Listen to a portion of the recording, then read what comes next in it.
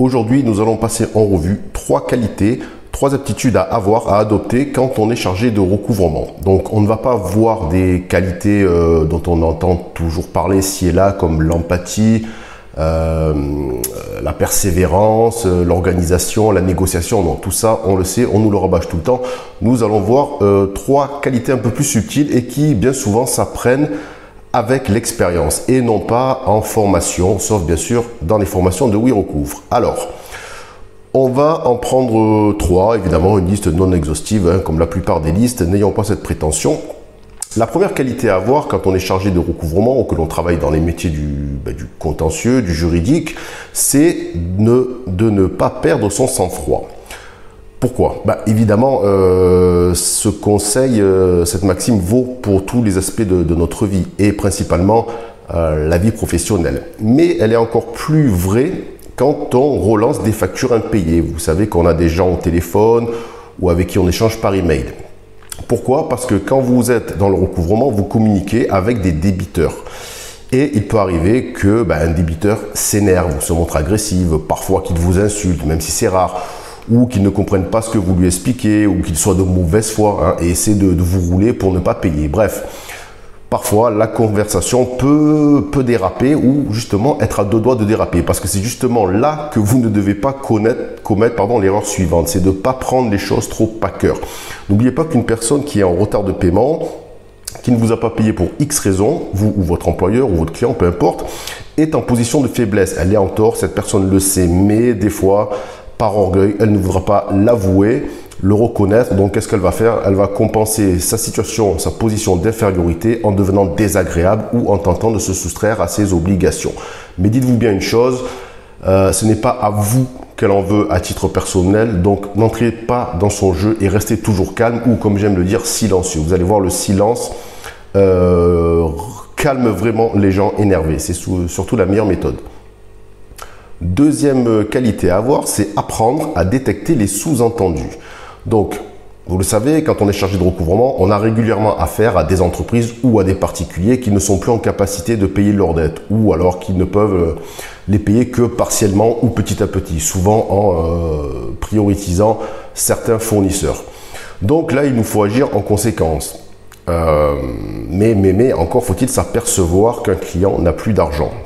Alors, en vérité, une fois de plus, par orgueil ou par souci de confidentialité, il est très rare que l'un de vos interlocuteurs, que ce soit une entreprise ou un particulier, vous dise clairement nous n'avons plus d'argent. Non, il ne va pas le dire comme ça, il ne le formulera pas de cette façon. Mais il est probable, parce qu'un humain reste un humain avec ses faiblesses, qu'il vous avoue un peu le péril de la situation, mais en usant ce que j'appelle une demi-supercherie. Par exemple, il va vous dire nous avons beaucoup de retard dans le traitement des règlements. Beaucoup de retard, pourquoi nous avons installé un nouveau logiciel, donc le temps que ça se mette en route, blablabla, les règlements. C'est faux. Enfin, c'est souvent faux. Ou alors un particulier ou une petite entreprise, oui, j'ai un problème avec les virements, c'est bizarre, faut que je vois avec l'appli, je vais appeler ma banque, il y a un bug. Bizarre aussi. Ou par exemple, quand vous appelez une entreprise, on vous dit que la comptabilité ne prend plus les appels. Ou alors, vous appelez 3-4 fois et à chaque fois, les comptables sont soi-disant en réunion. Non, les comptables ne font pas des réunions. Les comptables, ça encaisse, ça impute, ça passe des opérations. Non, ça passe pas sa vie en réunion. Donc souvent, ces petites phrases veulent dire, alors pas tout le temps évidemment, mais veulent dire en fait qu'il n'y a plus d'argent. Mais on ne vous le dira pas clairement. Donc faites bien attention quand vous entendez ce genre de phrases, ce genre d'excuses que je dirais un peu bidons, sont des sous-entendus. Donc ça doit vous mettre la puce à l'oreille, une alerte, et ça veut dire qu'il va falloir prendre des mesures adéquates. Et bien déjà dans un premier temps, aller vérifier si l'entreprise ou cette personne a des problèmes financiers. Troisième qualité à avoir quand on est chargé de recouvrement, c'est savoir gérer les priorités. Alors, vous le savez, quand on est chargé de recouvrement, au début ça va, et puis après, on peut vite se retrouver débordé. Pourquoi? Parce que les factures impayées, finalement, il y en a toujours plus, toujours de nouvelles factures qui arrivent, ça n'arrête jamais. C'est un travail sans fin. On a de plus en plus d'emails auxquels il faut répondre, des emails des clients, des débiteurs, de gens avec qui l'on travaille, des agences, si l'on travaille dans une grosse boîte, les sollicitations des collègues, etc., etc. Bref, ça arrive de partout, on nous pose plein de questions, on nous demande plein de choses, et au final, on peut vite se retrouver débordé. Alors, même si l'on est déborder, il y a quand même une règle cruciale, c'est si vous ne pouvez pas tout traiter, tout gérer, concentrez-vous d'abord sur les gros montants, les grosses factures impayées. Le reste attendra. Quoi qu'on vous dise et quoi que vous en pensiez, n'oubliez pas que votre objectif numéro 1, c'est quand même de faire entrer de l'argent dans les caisses de votre employeur ou de votre client, selon avec qui vous travaillez. Donc, mieux vaut passer 1 heure sur un dossier à 10 000 euros et faire entrer ces 10 000 euros plutôt que passer 7 heures sur 10 dossiers à 200 euros. Je veux dire, la quantité dans le recouvrement est beaucoup moins importante que dans d'autres domaines. La quantité, oui, c'est bien. Si vous travaillez à l'usine, à la chaîne, c'est sûr, la quantité, c'est bien.